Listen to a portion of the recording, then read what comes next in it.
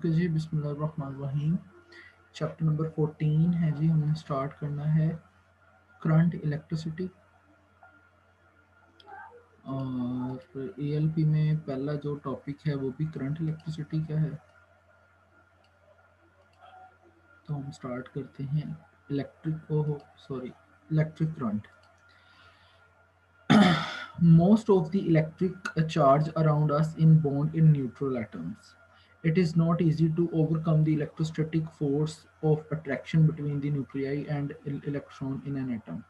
इस लाइन का मतलब ये है कि हमारे इर्द गिर्द जितने भी इक्विपमेंट्स हैं उनमें जो इलेक्ट्रिक चार्ज है वो एक न्यूट्रल एटम के साथ अपनी बॉन्ड बना देता है। और ये इतना आसान नहीं है कि हम इलेक्ट्रोस्टैटिक फोर्स ऑफ अट्रैक्शन को पश्च से पुश्त डाल सकें। Electrostatic force of attraction basically हो किन में रही होती है, न्यूक्लियाई में हो रही होती है और इलेक्ट्रॉन्स में हो रही होती है, एटम्स के न्यूक्लियाई और इलेक्ट्रॉन्स में हो रही होती है। आगे वो कहता है however in metals some electrons are not tightly bound to nuclei and are free to move around randomly. इस लाइन का जी मतलब ये है कि वो कहता है कि मेटल्स के अंदर जो इलेक्ट्रॉन्स होते हैं ज़रूरी नहीं है वो कि वो टाइटली बाउंड हो न्यूक्लियाई के साथ। बाज़ औक़ात ऐसा होता है कि वो फ्री होते हैं और रैंडमली मूव भी कर रहे होते हैं। They have weak force between them and the nucleus. कहते हैं वो इसलिए होती है क्योंकि उनके दरमियान जो बाउंड होती है ना, जो बॉन्डिंग फोर्स होती है वो वीक होती है, इसलिए वो उनका जो बॉन्ड है वो टाइट नहीं हो सकता और वो फ्रीली मूव कर रहे होते हैं। अच्छा जी, आगे वो कहता है जी similarly in solutions some positive and negative charge can freely move around randomly. वो कहता है इसी तरीके से जिस तरह जो सॉल्यूशंस हैं, कोई लिक्विड है उसके अंदर पॉजिटिव और नेगेटिव जो चार्ज हैं वो भी टाइटली बाउंड नहीं होते, फ्रीली मूव कर रहे होते हैं। when such free charges are exposed to an external electric field, जब ये वाले जो फ्री चार्जेस होते हैं इनको हम एक्सपोज करते हैं, भेज देते हैं किसी एक्सटर्नल इलेक्ट्रिक फील्ड में, they move in a specific direction, तो वो एक मुतय्यन करदा डायरेक्शन से होते हुए एक्सपोज हो रहे होते हैं। एंड थस कॉन्स्टिट्यूएंट करंट, और इसी को बोलते हैं फ्लो ऑफ करंट। ठीक है, क्योंकि हमने अक्सर फिजिक्स में पढ़ा होगा कि चार्ज उधर उधर कोई फ्लो करेगा जहां पे करंट मूव हो रहा होगा। बेसिकली फ्लो ऑफ चार्ज ही करंट होता है। अच्छा जी, आगे वो कह रहा है electric current is produced due to flow of either positive charge और नेगेटिव चार्ज और both of charges at the same time. वो कहता है इलेक्ट्रिक करंट क्या है, इलेक्ट्रिक करंट प्रोड्यूस्ड ही इस वजह से होता है कि जो पॉजिटिव चार्ज हैं और नेगेटिव चार्ज हैं और दोनों पॉजिटिव और नेगेटिव चार्ज एक ही at a same time flow कर रहे हों, तो हम बोल देते हैं जी जो इलेक्ट्रिक करंट है वो प्रोड्यूस हो रहा है। इन मेटल्स, अब उसने आगे मेटल्स की हमें एग्जांपल देकर समझाना चाह रहा है।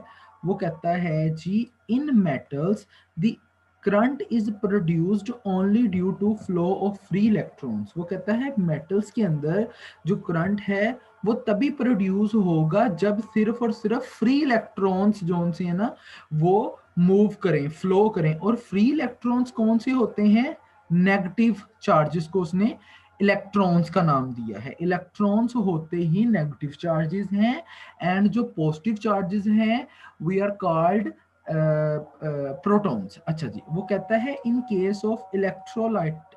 अच्छा, ये तो उसने मेटल्स का बोला, अब उसने बोला है in case of electrolytes its molecule in aqueous solution dissociate among positive and negative ions. वो कहता है अगर आप इलेक्ट्रोलाइट की बात करते हो तो इलेक्ट्रोलाइट में बेसिकली क्या होता है कि एक्वस सोल्यूशन होता है, उसके अंदर पॉजिटिव चार्ज लैदा हो जाते हैं और नेगेटिव चार्ज जो से हैं वो लैदा हो जाते हैं, जिनको हम सॉल्यूशंस के अंदर पॉजिटिव आयंस और नेगेटिव आयंस का नाम दे देते हैं। अच्छा, वो कहता है so the current in electrolyte is produced due to the flow of positive and negative charges. वो कहता है इससे हमें नतीजा ये एक्स हुआ कि इलेक्ट्रोलाइट के अंदर जो करंट है वो प्रोड्यूस होता है पॉजिटिव और नेगेटिव चार्जेस के फ्लो की वजह से। अब जितना हमने ये सारा इधर से इधर तक जो हमने अभी कंसेप्ट इसका पढ़ा है, उसकी मदद से, उसकी रूह से हमने एक ये वाली एक लाइन की डेफिनेशन बना दी कि the rate of flow of electric charge through any cross sectional area is called current, कि कोई भी क्रॉस सेक्शनल एरिया हो जहां पे फ्लो ऑफ इलेक्ट्रिक चार्ज है। अब उसने किससे ही खत्म कर दिया, इधर वो पॉजिटिव है या नेगेटिव, उसने बोला इलेक्ट्रिक चार्ज है जी। जो चार्ज कोई भी मूव कर रहा है किसी भी क्रॉस सेक्शनल एरिया में मूव हो रहा है, तो उसके नतीजे में ऑटोमेटिकली करंट प्रोड्यूस होगा। आगे वो कहता है, बस ये टॉपिक अच्छा जी यहां तक देखें जी, उसके बाद हम आगे देखते हैं।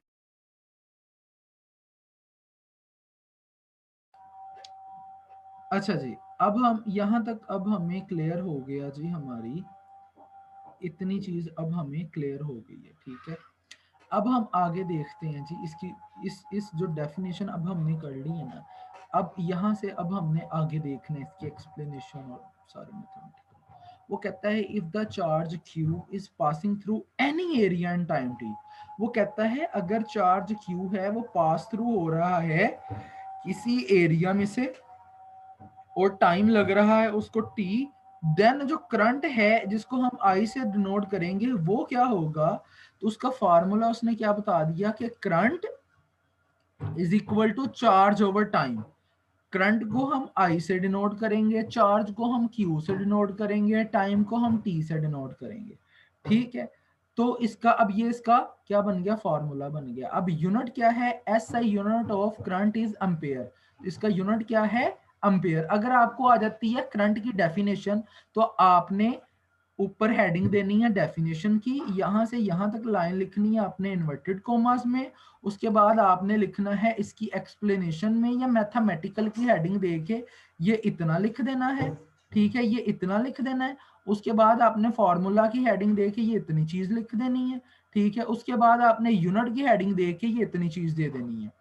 2 नंबर का सवाल है, सबसे पहले डेफिनेशन की हेडिंग, उसके बाद मैथमेटिकल की हेडिंग यानी कि एक्सप्लेनेशन की हेडिंग, तीसरे नंबर पे आपने मैथमेटिकल या फार्मूले की हेडिंग, और चौथी हेडिंग जो सी है वो कौन सी हो जाएगी, यूनिट। जब 2 नंबर का सवाल होगा और उसके अंदर 3 से 4 हेडिंग्स होंगी, आंखें बंद करके नंबर देगा। अच्छा जी,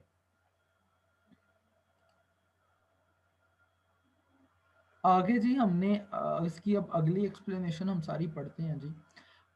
अच्छा जी, यहाँ तक तो आई होप सो कि आपको क्लियर हो गया होगा, ठीक है। कंसेप्ट भी मिल गया हमें, और हमें अब क्या मिल गया इसका आगे डेफिनेशन का भी पता चल गया, ठीक है। अच्छा जी, if a charge of 1 coulomb pass through a cross sectional area in 1 second, then current is 1 ampere. अब ये जो सी है ये एम्पेयर की डेफिनेशन है कि अगर 1 कूलम का चार्ज किसी क्रॉस सेक्शनल एरिया में से पास हो रहा है 1 सेकंड के अंदर, तो जो करंट होगा वो 1 एम्पेयर होगा। ये है जी एम्पेयर की डेफिनेशन इतनी। आगे वो कहता है smaller units of current are, अब जो उसके जो स्मॉलर यूनिट्स के, अब एम्पेयर उसका यूनिट है ना, अब जो स्मॉलर यूनिट्स होंगे वो होगा milli ampere, M A, micro ampere, उसकी ये यू की हेडिंग आ जाएगी, ठीक है। ये जो यू है ना, ये बेसिकली ये माइक्रो की है ना की डोनेशन है, ये जो यू है, ठीक है, जिसको हम ऐसे लिखेंगे, ठीक है, इसको ये डिनोट करता है माइक्रो को। अच्छा जी, अब वो 1 मिली एम्पेयर में कितने एम्पेयर होते हैं, 10⁻³ एम्पेयर होते हैं, और 1 माइक्रो एम्पेयर के अंदर 10⁻⁻6 एम्पेयर होते हैं। ठीक हो गया जी, ये एमसीक्यूज में भी आ सकते हैं, और अगर एम्पेयर की डेफिनेशन आ गई तो आपने ये लिखना है, ठीक है, यहाँ से यहाँ तक, ठीक है।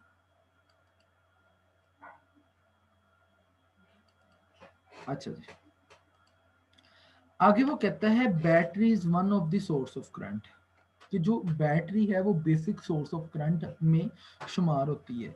The electrochemical reaction inside a battery separates positive and negative electric current. वो कहता है कि जो सेल होता है या इलेक्ट्रोकेमिकल जो बैटरी होती है उसके अंदर बेसिकली इलेक्ट्रोकेमिकल रिएक्शन हो रहे होते हैं जिनकी वजह से पॉजिटिव और नेगेटिव करंट को हम सेपरेट कर सकते हैं। अच्छा, this separation of charges sets up potential difference between the terminals of the battery. अच्छा, ये जो बेटा उनकी सेपरेशन होती है ना, ये बैटरी के अंदर क्या करती है, पोटेंशियल डिफरेंस पैदा कर देती है उसके पॉजिटिव और नेगेटिव टर्मिनल्स में। कोई भी आप रिमोट का सेल लें, उसका पॉजिटिव और नेगेटिव टर्मिनल का जो फासला है ना, उसमें क्या हो रहे हैं, पॉजिटिव और नेगेटिव चार्जेस की रिएक्शन हो रहे हैं, और वही उसका पोटेंशियल डिफरेंस है, पॉजिटिव से नेगेटिव का जो फासला होता है टर्मिनल्स का। when we connect a conducting wire across the terminal of the battery, वो कहता है अगर हम उसके टर्मिनल्स में कोई भी वायर लगाते हैं, उसको जोड़ते हैं किसी चीज के साथ, the charges can move from one terminal to the other due to potential difference। वो कहता है ये जो हम अगर वो उसके टर्मिनल्स में किसी चीज को जोड़ दिया, और जो चार्ज होते हैं ना, अब उनको ऑर्डर मिल जाता है, उनकी मजबूरी बन जाती है कि अब वो मूव होना स्टार्ट हो जाते हैं एक टर्मिनल से दूसरे टर्मिनल की तरफ, ठीक है, और पूरे सर्किट की तरफ। क्यों? जस्ट बिकॉज ऑफ इस पोटेंशियल डिफरेंस की वजह से। और पोटेंशियल डिफरेंस कैसे पैदा हो रहा है, उसके अंदर जो इलेक्ट्रो सॉरी उसके अंदर जो रिएक्शन हो रहे हैं, ठीक है, इलेक्ट्रोकेमिकल रिएक्शन हो रहे हैं, उसकी वजह से। अब वो कहता है यहां से मैं पढ़ रहा हूं, अब वो कहता है the chemical energy of the battery change to electric potential energy. वो कहता है ये जो केमिकल एनर्जी है ना, अब ये इलेक्ट्रिकल एनर्जी में चेंज हो रही है यहाँ पे, जैसे हमने वायर लगाया। The electrical potential energy decrease as the charge move around the circuit. अब ये जैसे जैसे वो मूव होते जाएंगे, ये एनर्जी डिक्रीज होती जाएगी, क्योंकि उसकी पावर भी खत्म हो रही होती है। This electrical potential energy can be converted into other useful energy, जिसमें हीट एनर्जी आ गया, लाइट एनर्जी आ गया, साउंड एनर्जी आ गया। हीट एनर्जी जिस तरह अक्सर आजकल चार्जिंग लाइटर भी आ गए हैं, है ना, लाइट एनर्जी को टॉर्च में आ गया, किसी अगर हमने MP3 में डाला है तो वो जी साउंड एनर्जी हो जाती है। It is only the energy which changes form. कहता है ये ऐसी एनर्जी है जो अपनी फॉर्म को चेंज कर लेती है, but the number of charge carriers and the charge on the each carriers always remain same. ठीक है, that is charge carriers are not used up. अच्छा, इसके अंदर जो चार्ज कैरियर्स होते हैं ना, जितना उसने चार्ज हो रही है, पॉजिटिव और नेगेटिव रिएक्शन, बेटा वो सेम रहते हैं, वो नहीं किसी चीज में तब्दील होते, वो स्टिल रिमेन है, और वो अपना रिएक्शन जारी है। मतलब जो बेसिक उसकी वर्किंग है ना, वो उधर ही हो रही है, ठीक है, उसमें रद्दोबदल नहीं हो रही, वो आगे चल रही है। अच्छा जी, बाकी उसकी जो आगे आउटपुट है वो मुख्तलिफ चीजों में क्या हो रही है, चेंज हो रही है। वो कहता है instead of electric potential energy we use the term electric potential which is potential energy per unit charge. वो कहते हैं ये जो हमने टर्म यूज कर ली ना, इलेक्ट्रिकल एनर्जी या इलेक्ट्रिकल पोटेंशियल एनर्जी, हमें इसकी जगह पे इलेक्ट्रिक पोटेंशियल यूज करना चाहिए, क्योंकि इलेक्ट्रिक जो पोटेंशियल एनर्जी है ना, वो पर यूनिट चार्ज पे है, क्योंकि उसका पोटेंशियल डिफरेंस की वजह से वो सारा काम हो रहा है ना। इसलिए हमने कहना है कि पोटेंशियल एनर्जी है, इलेक्ट्रिक पोटेंशियल एनर्जी नहीं बोलना, हमने कहना है जी ये पोटेंशियल एनर्जी है जो पर यूनिट चार्ज के ऊपर हमें आउटपुट दे रही है। ठीक है, अब इसी को मद्देनजर रखते हुए मेरे ख्याल से इसकी एक एग्जाम्पल भी होनी चाहिए। ये आ गया मैं इधर, ये आ गया जी MCQs, review question, numerical problems, class work questions, numerical problem. इधर इसने वो क्यों नहीं दी, एग्जांपल्स क्यों नहीं दी? आई थिंक सो नहीं, ये देखो, ये ऊपर देखो, देखे सर, कहाँ पे बेटा? ये ऊपर देखे, हाँ, एग्जाम्पल ये ऊपर एग्जाम्पल एग्जाम्पल भी आ गई, good good good good good, examples भी आ गए, ठीक है ठीक है ठीक है। हाँ जी, तो अब इसी के लिहाज से हमारे पास आ गई 4.1 एग्जाम्पल। वो क्या कहता है, if 0.5 charge pass through a wire in 10। अब ये क्या आ गया, क्यू कितना आ गया हमारे पास, 5C। ठीक है, कूलम है ना, तो कूलम का 5C आ गया। टाइम कितना आ गया, 10 सेकेंड। तो अब हमने निकालना क्या, करंट निकालना। करंट का फार्मूला क्या पढ़ा है जी हमने ऊपर, I is equal to Q over T. तो आई इधर लगाया हमने, आई क्यू ओवर टी, 0.5 और 10 सेकेंड है ना, कैलकुलेटर से हमने 0.05 आ गया। अब ये था अम्पेयर, हमने इसको मिली एम्पेयर में कर दिया, तो ये हमारे पास 50 आ गया।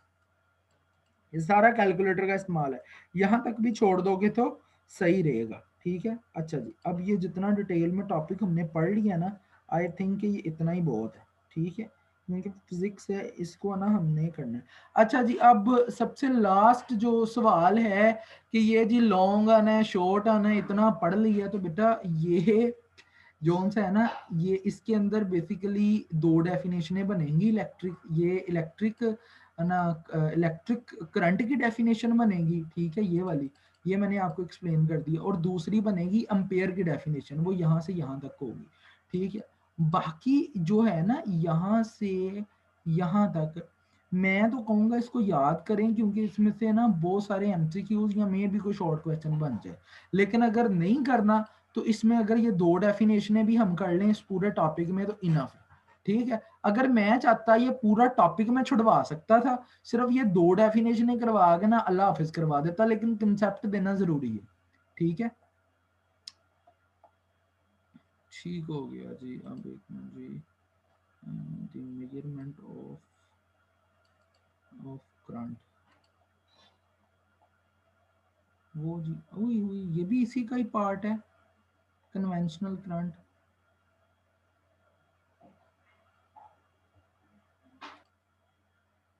अच्छा जी, मुझे लगा था टॉपिक यहाँ पे ख़त्म हो गया, लेकिन ये जो कन्वेंशनल करंट है ये भी इसी का ही हिस्सा है। चलें जी, कन्वेंशनल करंट पढ़ते हैं कि कन्वेंशनल करंट होता क्या है। सबसे पहले ये डायग्राम को नज़र लगा लें। ये एक फ्लो ऑफ करंट हो रहा है और ये एक वायर लगी हुई है, ये पॉजिटिव टर्मिनल है, इधर नेगेटिव टर्मिनल है। ये इलेक्ट्रिक करंट इसमें फ्लो हो रहा है। ये देखें, ये पॉजिटिव से जा रहा है और पॉजिटिव से स्टार्ट हो रहा है और नेगेटिव पे एंड हो रहा है। और ये जो के है, आई थिंक ये कोई बैटरी वगैरह लगी हुई है, पढ़ लेते हैं अभी। मैंने बस ये डायग्राम को अपने मद्देनजर रखिएगा। Conventional current, before the idea of free electrons which constituent current in metals, it was thought that current in conductors flow due to motion of positive charge. वो कहता है कि जो फ्री इलेक्ट्रॉन्स का जो कंसेप्ट था, इससे पहले हम यही सोचते थे कि जो करंट है वो तभी प्रोड्यूस होता है जब वो किसी कंडक्टर में से फ्लो करे और कंडक्टर में से फ्लो सिर्फ पॉजिटिव चार्ज हो। ठीक है, Therefore, this convention is still in use. वो कहता है इसी कन्वेंशन को हम यूज करते थे, लेकिन we can understand the conventional current from the following analogies. वो कहता है लेकिन अब हमने कन्वेंशनल करंट के जो टॉपिक है ना उसको जरा ये फर्दर, ये जो पैराग्राफ है ना इसके अकॉर्डिंगली अब हमने देखना है। वो कहता है we know that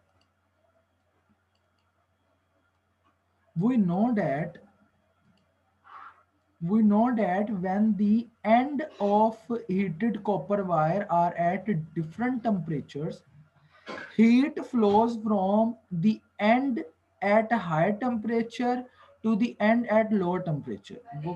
वो दोबारा मैं इसको ना कर देता हूँ कि वो कहता है वी नो डेट, हम जानते हैं कि जब किसी कॉपर वायर का end of copper wire is heated at different temperature, की कॉपर वायर का जो टर्मिनल है अगर हम उसको हीट करते हैं डिफरेंट टेम्परेचर्स के ऊपर, तो वो क्या करेगा, heated energy flows from the end at high temperature. उसके टर्मिनल जो हम उसको हीट दे रहे हैं वो तो बहुत हायर होगा, लेकिन वो फिर क्या करेगा, फैलता फैलता फैलता फैलता पीछे की जानिब चलना स्टार्ट हो जाएगा। ठीक हो गया ना, फैलता फैलता वो पीछे की जानिब, जहां पे वो ठंडी वायर है वहां पे जाना स्टार्ट कर देगा। लेट्स सपोज आपके पास 10 मीटर की एक वायर है, उसका आपने कॉपर वायर है, उसका आपने एक टर्मिनल उसको हीट करना स्टार्ट कर दिया, तो वो आहिस्ता आहिस्ता आहिस्ता आहिस्ता पूरी की पूरी 10 मीटर को वो लपेट में ले लेगा। कहने का मकसद ये है कि जो टेम्परेचर होगा वो फ्लो करेगा हायर ना टेम्परेचर से लोअर टेम्परेचर की तरफ, जहां पे ठंडा टेम्परेचर है वहां पे जाएगा। बिल्कुल वो कहता है इसी तरह the flow stops when both and E reach at the same temperature. वो कहता है ये रुकेगा तब जब जहां से इनिशियल टर्मिनल जहां से स्टार्ट किया था और फाइनल टर्मिनल जहां पे एंड होगा वो दोनों किसी ना किसी सेम पॉइंट पे आके सेम टेम्परेचर जब तक उनका हो नहीं जाता। Water in a pipe also flows from higher to lower potential. वो कहता है इसी तरीके से पानी का पाइप वो भी हायर से लोअर पोटेंशियल पे मूव होता है। सिमिलरली वो कहता है बिल्कुल इसी तरह when a conductor is connected to a battery, जब कोई कंडक्टर किसी बैटरी में हम उसको साथ उसको मिलाते हैं, it push charge to flow current from higher potential to the lower potential. वो कहता है बिल्कुल इसी तरीके से जब हम किसी कंडक्टर को बैटरी के साथ मिलाते हैं तो जो चार्ज है वो भी फ्लो करते हैं हायर से लो पोटेंशियल की तरफ। फिगर मैंने आपको पहले ही टॉपिक के समझा दी थी। The flow of current continues as long as there potential difference, और यह तब तक चलेगा जब तक इसका पोटेंशियल डिफरेंस मौजूद रहता है और करंट का फ्लो जो है वो कंटिन्यू रहता है। तो हम अब डेफिनेशन कैसे करेंगे? Current flowing from positive to negative terminal of a battery due to the flow of positive charge is called conventional current। क्या है conventional current? कि करंट फ्लो हो रहा है पॉजिटिव से negative terminal of the battery, हो किस वजह से रहा है? पॉजिटिव चार्ज की वजह से, इसको हम बोलते हैं कन्वेंशनल करंट। यहां से देखो ना, पॉजिटिव से नेगेटिव की तरफ फ्लो हो रहा है ना, ये देखो पॉजिटिव से नेगेटिव की तरफ फ्लो हो रहा है। आखिरी लाइन है conventional current produces the same effect as the current flowing from negative to positive terminal due to flow of negative. वो कहते हैं कन्वेंशनल करंट इसी तरीके से दोबारा प्रोड्यूस होगा अगर आप नेगेटिव टर्मिनल से पॉजिटिव टर्मिनल की तरफ भी करंट को फ्लो करवाओगे, ठीक है, तब भी सेम कन्वेंशनल करंट प्रोड्यूस होगा और सेम उसका इफेक्ट होगा। अभी तक जो हमने ये हमारा जो टॉपिक पूरा पड़ा है 14.1 करंट इलेक्ट्रिसिटी इलेक्ट्रिक करंट, ठीक है, इसके अंदर जितना भी हमने पढ़ा है उसमें जो मेन चीजें है ना बेसिक, वो हैं जी आपका करंट की डेफिनेशन, आपकी एम्पेयर की डेफिनेशन, आपकी 14.1 एग्जाम्पल और आपकी कन्वेंशनल करंट की डेफिनेशन, ठीक है, ये है। उसके साथ ये पैरा लाजमी है, और अगर हाथों में तफीक हो तो डायग्राम भी लाजमी बना दीजिएगा।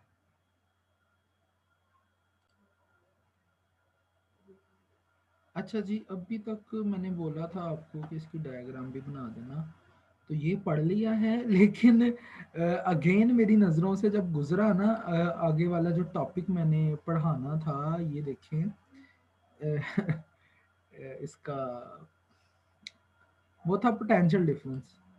तो पोटेंशियल डिफरेंस से पहले ये देखें कि ये जो दी मेजरमेंट ऑफ करंट है ना, ये भी इलेक्ट्रिक करंट 14.1 का ही हिस्सा है, यानी कि 14.1 जो पूरा टॉपिक है ना उसमें कन्वेंशनल करंट भी आ गया है और मेजरमेंट ऑफ करंट भी आ गया है। तो मेजरमेंट ऑफ करंट भी हम जल्दी से देख लेते हैं।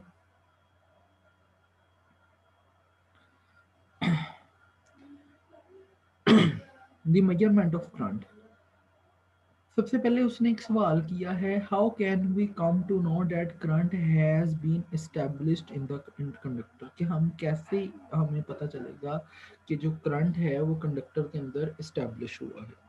For this purpose we use different electrical instrument which detect the current in the circuit. Galvanometer and ammeter are some common examples of current measuring instruments। वो कहता है कि बैटरी के साथ आपने कोई ना कोई कंडक्टर तो लगा दिया, कंडक्टर क्या है जिसमें से करंट पास हो रहा है। वो कहते हैं हमें कैसे पता चलेगा कि इसके अंदर करंट पास हो रहा है या नहीं हो रहा, ठीक है। अब हम क्या करेंगे, हमारे पास एक डिवाइस है, दो डिवाइसेस हैं, गैल्वेनोमीटर है एमीटर। वो हम अगर अटैच करें सर्किट के साथ तो वो एक बहुत एक सेंसिटिव करंट जोन है ना वो भी हमें डिटेक्ट करके दे देंगे कि इसके अंदर करंट है या नहीं। तो सबसे पहले हम गैल्वेनोमीटर को देखते हैं। Galvanometer is a very sensitive instrument इसलिए and can detect small current in circuit, ये बहुत स्मॉल अमाउंट में करंट जो है मिली एम्पेयर्स में माइक्रो एम्पेयर्स में होना ये भी कर सकता है। A current of few milli amperes is sufficient to cause full scale deflection in it. अब यहाँ से अंदाजा लगा लो, इतना सेंसिटिव है कि एक चंद मिली एम्पेयर भी अगर इसको मिले तो उसका मीटर जो है ना वो फुल हो जाता है, ठीक है। इसलिए अ स्मॉल अमाउंट ऑफ जो करंट है ना, चार्ज, वो भी ये हमें बता के दे सकते हैं। While making the connections, polarity of the terminals of the galvanometer should be taken into consideration. Generally, the terminal of the galvanometer with red color shows positive. जो red color है वो positive polarity show करता है, और जो black color है वो negative polarity show करता है. An ideal galvanometer should have very small resistance to pass the maximum current in the circuit. ये मैंने पहले भी बोला है कि इतना सेंसिटिव है कि थोड़ा सा भी करंट जो है ना, इसका इसका जो स्केल है वो मैक्सिमम कर देता है। अच्छा जी, after suitable modification galvanometer can be converted into ammeter. वो कहता है जो एमीटर अभी हमने पढ़ा है ना, एमीटर लहदा से कोई चीज नहीं है, गैल्वेनोमीटर के अंदर भी कुछ छोटी मोटी मॉडिफिकेशन करके हम उसको एमीटर बना सकते हैं। A large current of the range of a large current of the range such as 1 ampere to 10 ampere can be measured by the means of ammeter। अब यहाँ पे एममीटर का एक क्या आ गया, एममीटर का एक आ गया स्केल आ गया कि एममीटर 1 से 10 तक की रेंज को मेजर कर सकता है। Like galvanometer, ammeter is also connected in series. वो कहते हैं गलवै अब यहाँ से हमें पता चल गया कि गैल्वेनोमीटर और एममीटर दोनों जो है ना वो सीरीज के अंदर लगते हैं, पैरेलल नहीं लगते। So the current flowing in the circuit also pass through the ammeter। इसलिए जो करंट फ्लो हो रहा है, देखो ये बल्ब जल रहा है, ये जो है ना वो स्विच है, ये बैटरी है, ये पूरा एक सर्किट बना हुआ है। इसी तरह ये सर्किट से होता हुआ स्विच के साथ ही एमीटर लग गया, तो ये एमीटर ने उसको डिटेक्ट कर लिया, इतना करंट आ गया। इस बल्ब से पहले एमीटर लगा लिया ताकि हमें पता चल जाए कि ये ज्यादा फ्लो ऑफ करंट तो नहीं है, इस बल्ब के लिए जितना चाहिए उतना ही है। लें जी। अच्छा, अब इसमें हमने गैल्वेनोमीटर का पूरा टॉपिक याद करना है, ठीक है। अगर गैल्वेनोमीटर की डेफिनेशन आ जाए तो आप इतनी लिख देना, ठीक है। ओके हो गया। अच्छा, इसमें जो फिगर थी, फिगर 14.3 और 14.4, ये वाली और ये वाली, ये इसलिए नहीं बोला कि ये दो तस्वीरें थी। ये गैल्वेनोमीटर की लुक है, ये एमीटर की लुक है। गैल्वेनोमीटर की डेफिनेशन आ जाए तो इतनी लिखनी है, लेकिन अगर इसके ऊपर नोट आ जाए, राइट है शॉर्ट नोट ऑन गैल्वेनोमीटर, तो आपने ये इतनी पूरी लिख देनी है, ठीक है। लेकिन उसके अंदर एक लाइन एंटर लाजमी कर देना कि galvanometer is connected in series, so the current flowing in the circuit also pass through the ammeter. और अगर एमीटर के बारे में आपको कोई कुछ चीज लिखने को आ जाए, चाहे शॉर्ट हो चाहे लॉन्ग हो, आपने यहाँ से यहाँ तक लिख देना है, ठीक हो गया। चलें जी, 14.1 जो सा है वो आपका जो टॉपिक है वो यहाँ पे हो गया है कंप्लीट।